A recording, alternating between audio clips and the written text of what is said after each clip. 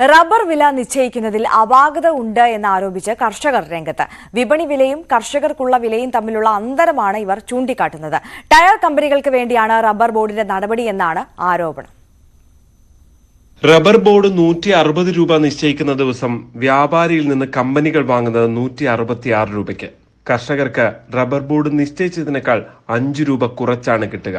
അതായത് 10 രൂപയോളം ആകെ വ്യത്യാസം. റബ്ബർ ബോർഡിന്റെ വില നിർണയത്തിലെ അപാകതയാണിതെന്ന് കർഷകർ ആരോപിക്കുന്നു. 164 രൂപയിൽ താഴെ ഒരു വിലയാണ് റബ്ബർ ബോർഡ് ഇപ്പോഴും പ്രസിദ്ധപ്പെടുത്തിക്കൊണ്ടിരിക്കുന്നത്. ഇതുമൂലം ഇവിടുത്തെ സാധാരണ കർഷകർക്ക് ഉയർന്ന വില ലഭിക്കാനുള്ള ഒരു സാഹചര്യമാണ് ഇല്ലാതാക്കുന്നത്.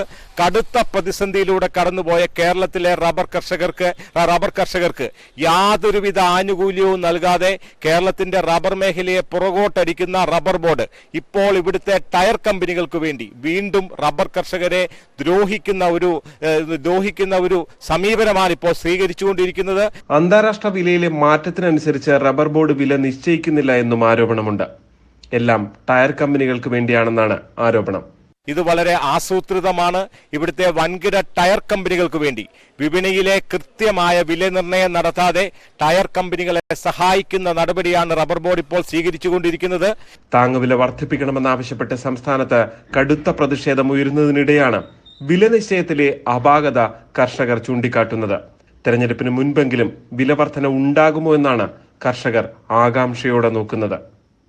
G Sreejith, news 18 Kottayam.